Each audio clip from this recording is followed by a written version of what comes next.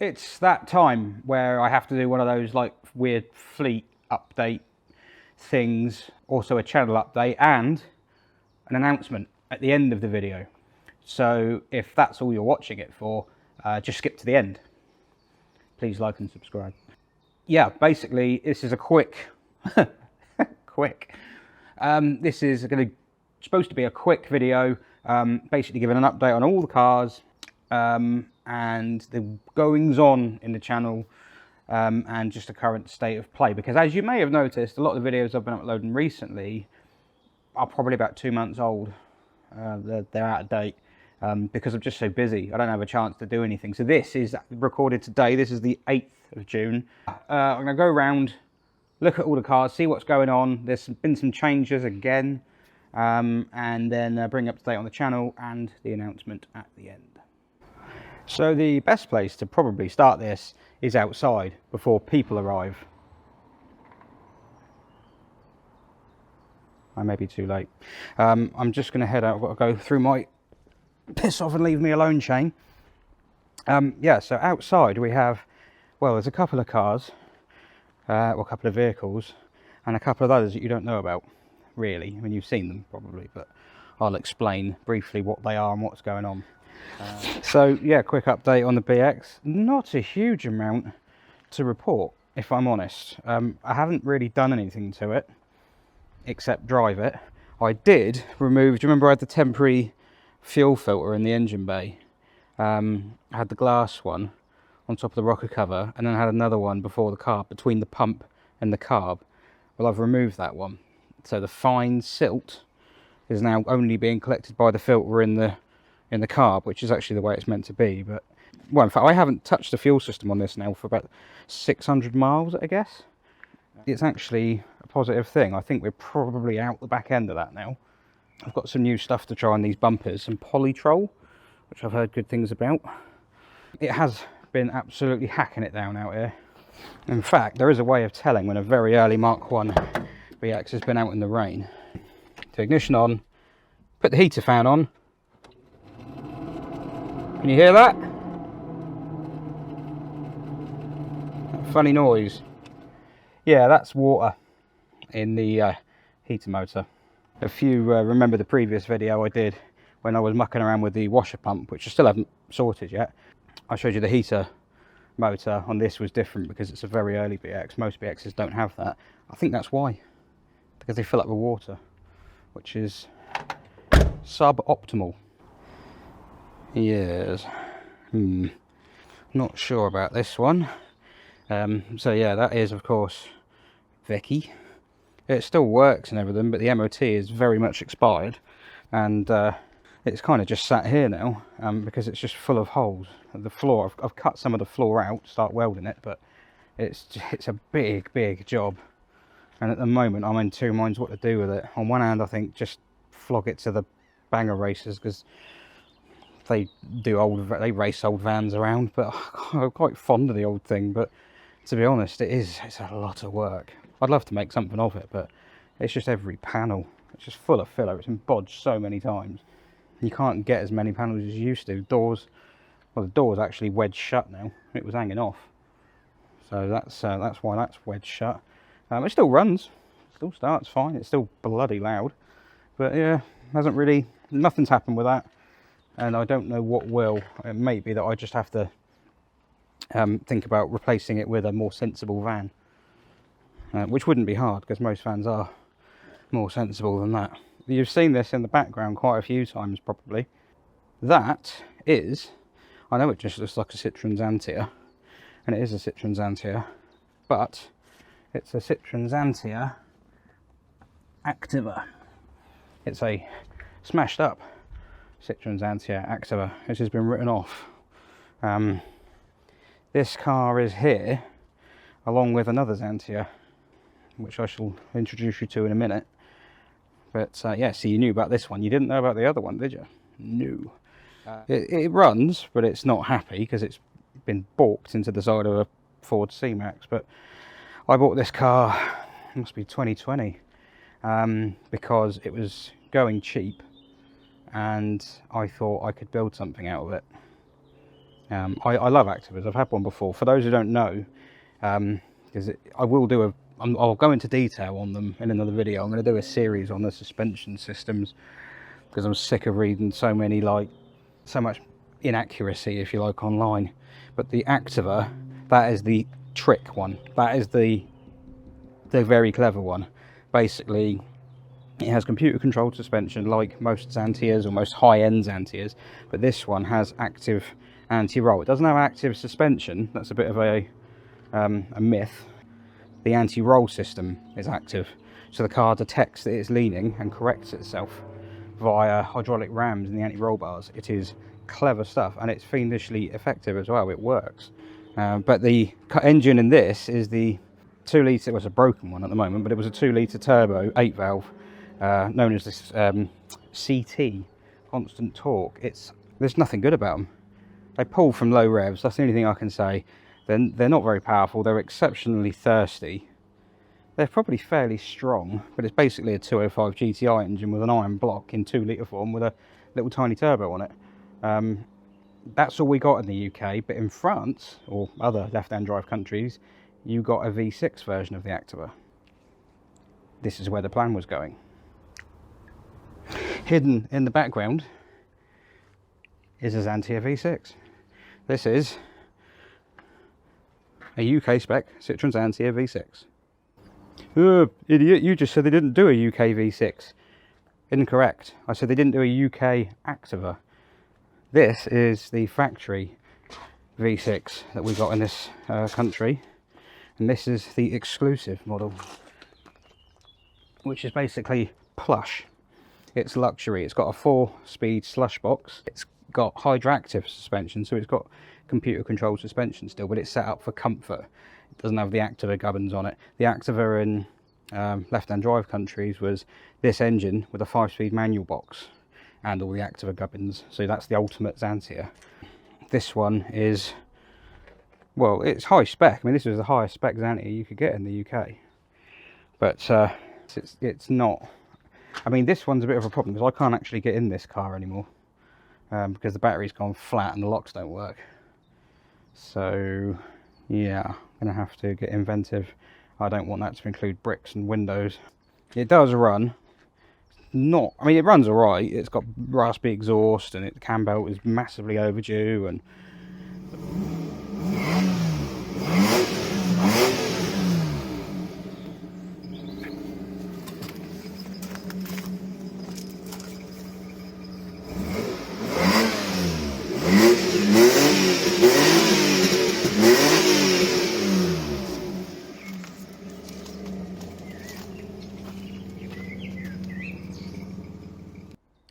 the plan was to take all the Activa gubbins out of the smashed up car and put them in this, and with a manual gearbox, and create a V6 Activa. I'm now of the opinion, based on what I've read, that it might actually be easier to fix the Activa, the shell, using bits from this because they're the same bodywork, and then convert the engine than it would be to remove all the suspension and put it in this one, because that's quite involved. I'm not entirely sure yet, but it could be academic, because I'm not 100% sure that I'm going to be able to see it through. Sadly, I think this is another project which I'm going to have to pull my time on, basically. This particular car was actually owned by Citroen royalty. It was owned by Andrew Brodie, who ran Brodie Engineering, SM Specialists. This was his car. And then I got it off a mate, Matt Hayward, Motor and Journo. I don't think he owned it long enough to thrash it to death. He might have done. But yeah, it's, in fact, the Activa came off a Motor and Journo as well. He's the one who binned it. That's what there is there. I may be selling this with the Activa and another V6 engine with a manual gearbox on it to someone who wants the project, because I mean, you've got everything you need to build it. You know, it's just, I don't think I've got the time. But yeah, there we go, a Citroen Xantia V6. Never driven it.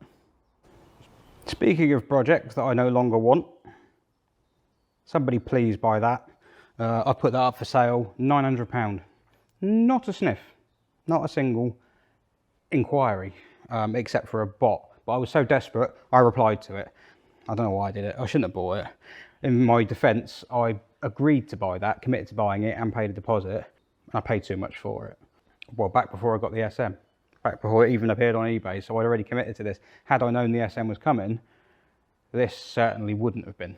So, yeah, little 1983 Reliant Fox, as made famous by Bumnut or something. Moving on to the business end of proceedings, the TVR. I don't call it Trevor. I don't really name cars. Trevor TVR was named after Trevor, because if you take the E and the well, one of the R's and the O out of it, you get TVR. There's my 1990, forgotten, 95, 96, one of them, Chimera. Found out that it's in Moonraker Black. Looking a bit sad, isn't it? There has been some progress though. You will note there is a part missing. There's a cover that goes on there, that's gone. And there's normally a brake fluid reservoir here, which I have misplaced. And that's unfortunate because they're very hard to find. I've removed the reservoir on the top here and the master cylinder. Brake master, because the car had no brakes. Brake master cylinder was leaking, which is why it had no brakes.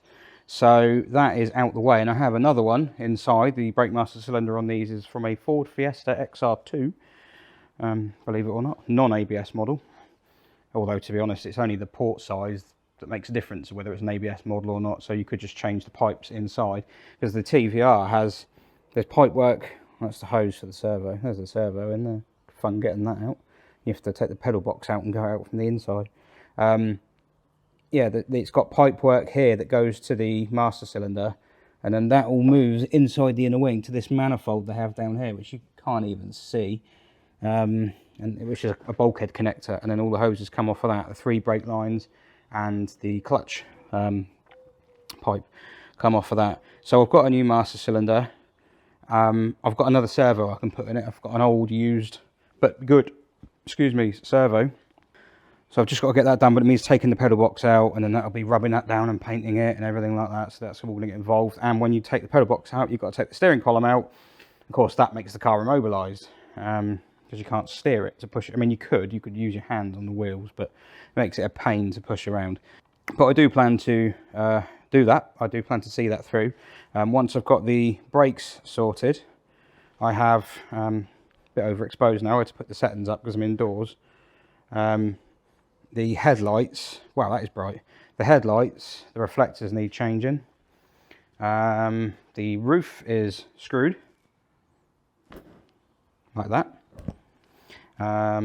There is no seal here, that needs sorting. There's various dial issues inside, and there was something else. I sorted the wipers. I did film that. I'll put a little video up for the Chimera. It's only a brief thing, but I sorted the wipers out. Trying to think, after that it's mostly just going to be a servicing job. Get it on the road, get it working, get it running, get some miles on it, and then eventually I'm going to have to take the body off it, which is what I do. There's a chassis over there, and there's another one over there. That's the one I was working on today, and there's another chassis there, and there's another one behind it. Yeah, eventually I'll take the body off it and restore that, restore the chassis, and I will film that in its entirety. I could do that in my sleep. That's just my day job, so I can film all that. Well, I can't physically do it in my sleep. That would be ridiculous. Yeah, so that's kind of what's going to happen with this. I would quite like to get this on the road, as would my wife, because it's the only car I've got I think that she likes.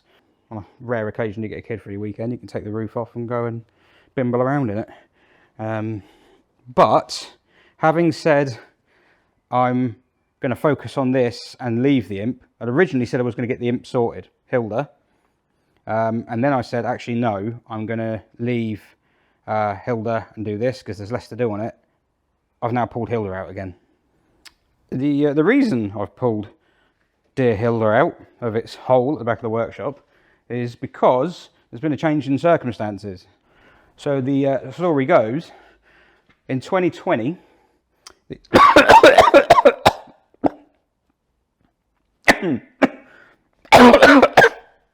there was quite a lot of that. But also, in 2020, the Hillman Imp Club announced that the national meet was going to be in Alton, Hampshire, which is it Hampshire? Yes, it is Hampshire. Pretty sure it's. No, it's not Surrey. It's Hampshire. Going to be in Alton, which is a good idea. They rove around the country. They hold the one year it'll be up north, the next year it'll be down south or east or west or wherever. And then the Imp Club announced that because the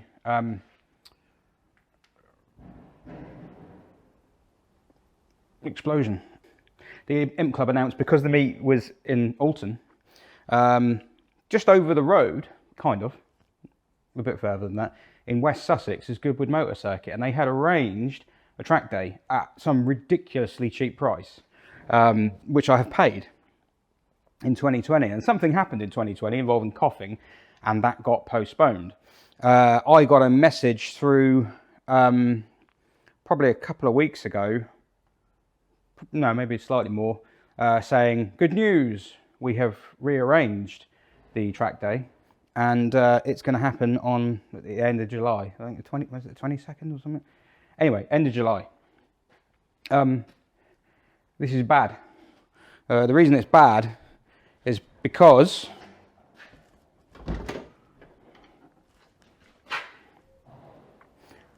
I took Hilda to bits after that got cancelled, and it's not back together. So, risky business. I paid the track day because I want to do it. I can't imagine that's going to be any good around Goodwood at all, because it's woefully undergeared, as one day you'll see when I get it on the road. It'll just be screaming everywhere. It'll be on the rev limiter in top gear. But yeah, what can you do? I've never done a track day before. That's the other reason I want to do it. I've never done a track day in my life. Stupid as it sounds. I've driven around Bruntingthorpe in a Tuscan once, but that's not really a track day. I did get to go fast, but it's not a track day. And it's not a track. It's a runway, which is unfortunately no longer an airfield because of capitalism. They've cut up bloody VC10s and TriStars, and the guppy that was there all scrapped. It's awful. This is an actual circuit, and I would quite like to do it. And I did actually approach the Imp Club and said, okay, yeah, so funny story, it's in bits now, and on the off chance I can't get it ready, can I bring something else? I'll try and, you know, bring something in spirit of the event.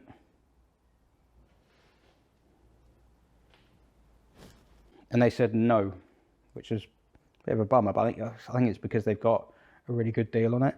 So it's got to be Imp or Imp powered. So Davrian, which is a kind of funky looking little kit car type thing that's Imp powered, and a Clan Crusader, which is a challengingly styled little sports car with Imp mechanicals. That would be a lot of fun. It's just it doesn't work, and there's a lot to do. So the Hilda content might be the next thing that appears, because I'm just gonna have to race to try and get it done. It just needs rewiring. It's not a massive deal. I could take it to the track day kind of partially unfinished.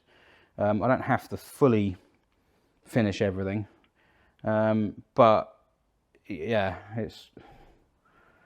I've got to do the dashboard. It's got no dashboard. I've got to make a dashboard for it and wire that up and everything. Put all the sensors and get, you know, it'll be a long project. So Project Hilda is back on. That's not the announcement. That's just the next thing that's happening. And lastly,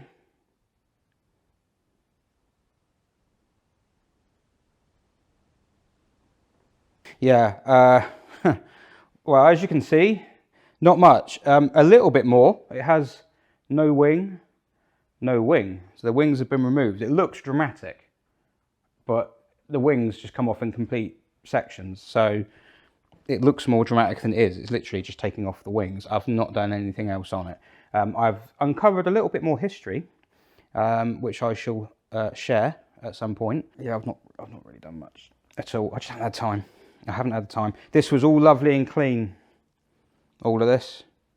Whole bay was clean, and now it's just absolute chaos. Oh, there's my servo for the TVR. Yeah, now it's just bedlam. Again, it's just covered in whatever that is. Ford Capri gasket set, BX. That's the Citroen BX heater motor for a later one. Pollen filter for a C6. Oh, the C6 isn't here. I just realised. Yeah, I forgot about the C6. But yeah, yes, unfortunately, I'm afraid Well, I'm not. I'm not sorry. I can say that 3 times. I'm not sorry because it's my car and I'll do what I want with it. But I know people want to see that progressing, and to be honest, no one more so than me. But at the same time, I'm not just going to tear it to bits. I'm not just going to pull little bits off it here and there and lose my way with it. I'm not just going to rip it apart and put it back together. I'm a stickler for detail. All the original fixings have to be in the original places and things. Not like that screw went in that one and that screw went in that one. I just mean the sizes and things and the type. So the next plan is going to be to get the nose off, which is the bit underneath, and the top there, which I will film. And then it will be stripping down everything along the front and then getting the engine and gearbox out. The engine will go on a stand and I'll start having a little look at that. The gearbox, I'm not entirely sure yet. I'd quite like to try and get that one working, assuming it doesn't, I don't know. I had talked about doing fuel injection on it, which I would like to do long term. However, to start with, I'm going to rebuild the carbs and just run it with those because I need to test the theory. I'm not going to add more complication into it. Once I've done the car, then I'll think about converting it to fuel injection. It'll probably be a case of getting it all up and running before doing the paint job. I'll do the body work. I'll do the welding and everything like that. Get it working and solid. The floor is bad. The floor is not lava. It's worse than that. I've got to spin it over. That's what I've got to do. I've got to take the engine box out, everything like that. Strip the interior out because those seat runners weigh a ton. So strip the interior out, strip the engine bay out, blah blah blah.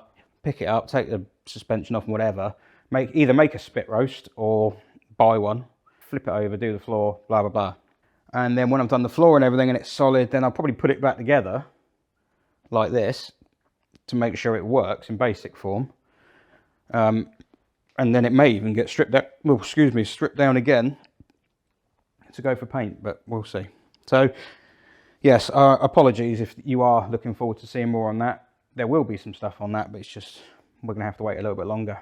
So that's the cars dealt with.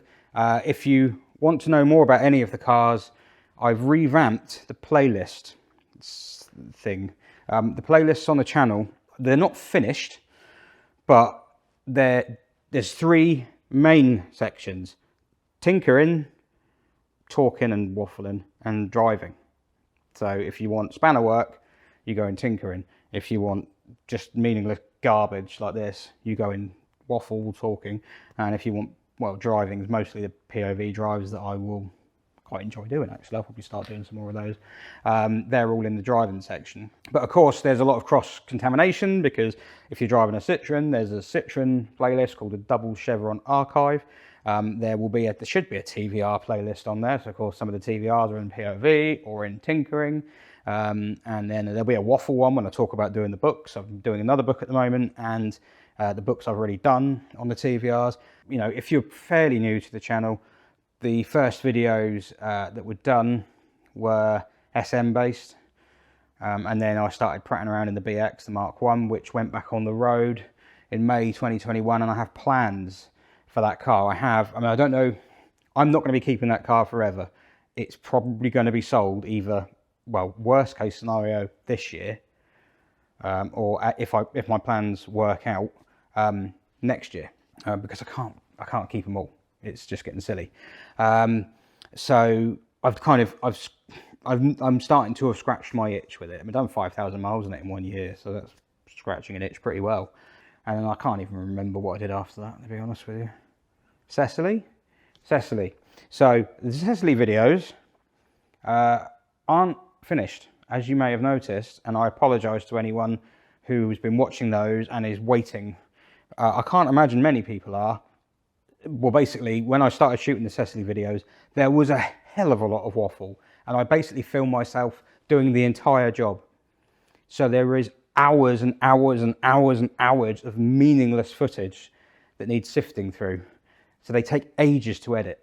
And I think what I'm going to do is I'm going to have another hit at the Cecily ones, maybe after the Imp, just to try and get them done, but with the kind of slightly better editing techniques that I'm slowly learning. Cecily, spoiler alert, got done ages ago, has gone off to a new owner, has been MOT'd since, and is now on another YouTube channel called the C5 Nut, which is somebody who is nuts about C5s and having some care and attention and love and everything around that. It's great. Yeah, so that's why they died off, those videos. And then, yeah, random POV drives, they're just cars I happen to get in. I've got a car coming in tomorrow, which I've never driven before. I've always wanted to have a go in one, and I might get a chance to do a POV drive in it. So we'll see what the customer says. It's completely different to, well, it has something in common with this, but that's about it. So yeah, that's kind of how things have been going. Of course, at the moment, I'm in the middle of doing the C6 footage. Couple more episodes to go on that. There's one of them that's in edit at the moment, but I started getting quite fraught when I was doing that job towards the end because there was so many things to do and I was running out of time. So the footage started getting a little bit haphazard and there were gaps in it. And then there's just one where I'm just throwing things around. And so I'm going to catch up with that. An interesting update on the C6 to come. Yeah, things have occurred. The rain is now starting. So, announcement. Hopefully you'll be able to hear me because when the rain gets going here, it's bloody loud. As you may have noticed, I upload videos to this channel. I started doing it for the SM, as I say. I didn't know how long I'd run with it, to be honest. I pick things up and I put them down, and then I get into something else and put that down, and then get into something else and put that down. I know quite a bit about the Cold War because I got really into it for a while. Things like that. Started doing YouTube. I wouldn't call myself a YouTuber. A lot of people call themselves YouTubers. It's their full-time gig. This isn't. For me, this is approaching a part-time job. And that's why the timings of things is not great. It's why it takes a while for updates to come out. It's why jobs are behind and things like that. If I was polished, you could all have a go at me. Well, I'm not. I admit I'm not very good at this. But I do need to take it slightly more seriously because it is consuming a lot of time. And this video is the only video I've ever done where I've said, please like and subscribe. It was a joke. I'd never actually say, please like and subscribe, because I think if you're going to, I mean, the subscribing thing is annoying because if I don't look in the stats that often. I don't know what they all mean, to be honest, but I've gone in the stats and it's only 30% of people who watch the videos are subscribers, which seems really low to me. That might not be, it might be quite good. Someone who knows YouTube will have to tell me, but yeah, it's like 30%. Yeah, you know, if people want to subscribe, I'm not going to tell them what to do. Basically, I'm launching channel memberships. You can officially be an up and downer. The memberships thing is kind of like what you get with Ian and many other YouTube channels. It's a small amount of money every month, and you can choose to pay it. You don't have to at all, of course, but you can choose to pay it. And basically all that does is it just bumps up, because the revenue you get from it, you don't get rich doing YouTube, not unless you get millions of views. It bumps up the revenue. And for me, all it's going to do is kind of replace the time where I could have been working on my own car with funds that will cover a gap in a working day where I end up working on my own car. You know, for example, if there's a customer's car I'm waiting for a part, I think I'm going to dive on the SM for half an hour or something like that. It doesn't happen because I'm hellishly busy, but that's the theory. If you, I've staunchly, I hate money. Generally, I hate money. I would do this job for free if I could. But unfortunately, we are in the world we're in. I'm certainly not asking for money at all. Please, genuinely, don't think I am. What this is basically an opportunity to just, if you feel like you want to give back, if you feel like you enjoy it and you'd like to, because some people have been very generous, and I don't know how they've done it, but they've donated money in videos and comments. I don't know how you've done that, but it's very, very generous.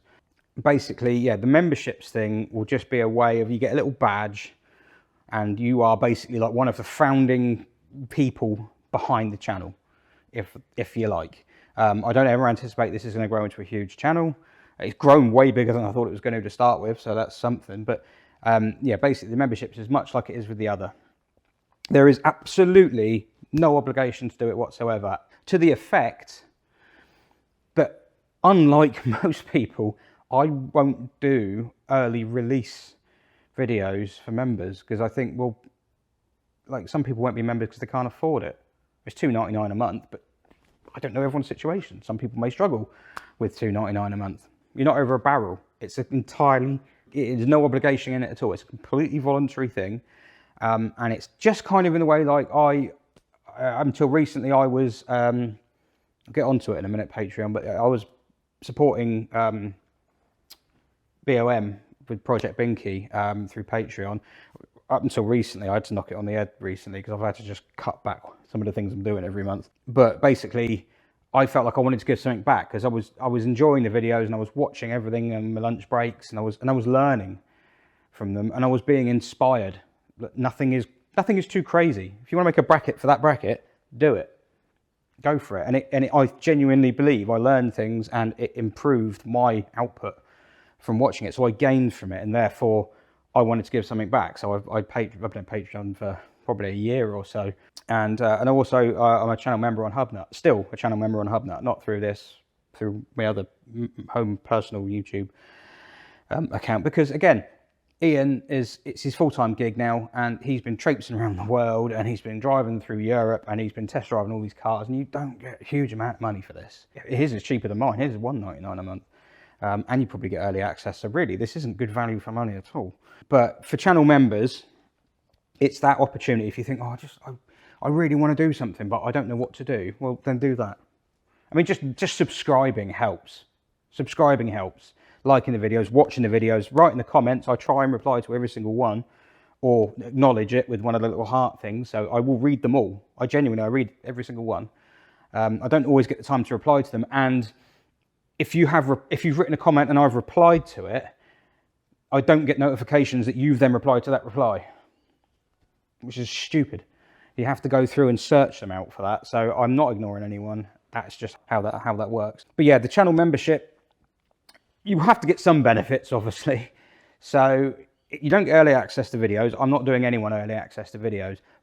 Basically, there will be member live streams, members only live streams, and post updates. So even if I'm not working on one of my cars, I might show you what I'm working on at work.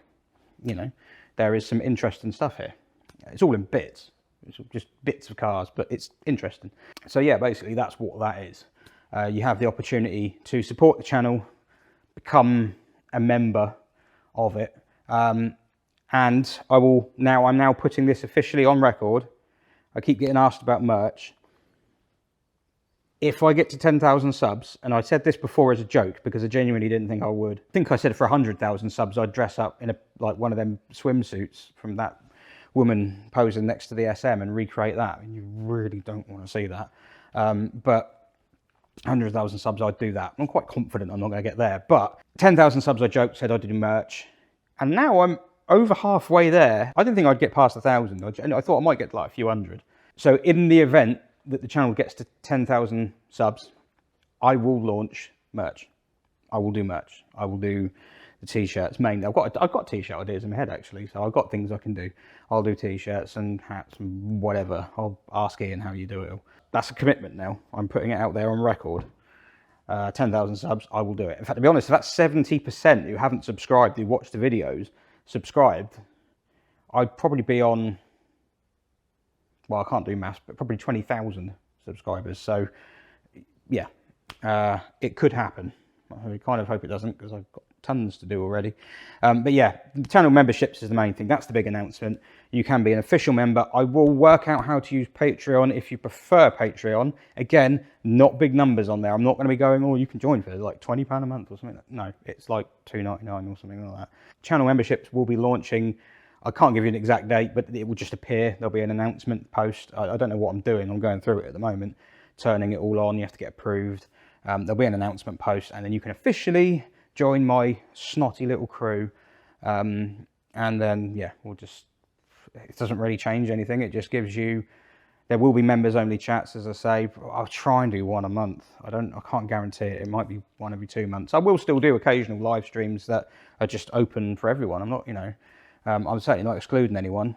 There will be one or two things I do that will be members only. There have to be. You have to give people something back. So yeah, there's only one option. I'm not doing this tiers thing, and it's $2.99 a month, I think. I think it was $2.99 a month.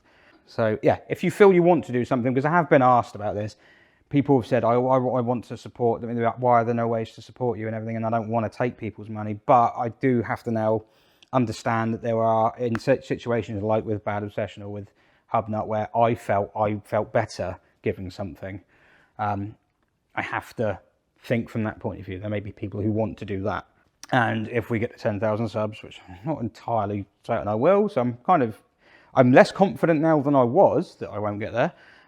But yeah, if we get to 10,000, I'll do merch and we'll go silly. We'll make some silly t-shirts. I've got some ideas. So yeah, that's about it. Thank you to everybody who watches, and there's so many kind things people have been saying recently. I get very awkward about compliments. I have a peeve about taking stuff. I don't like it. I don't mind giving stuff. I hate taking stuff.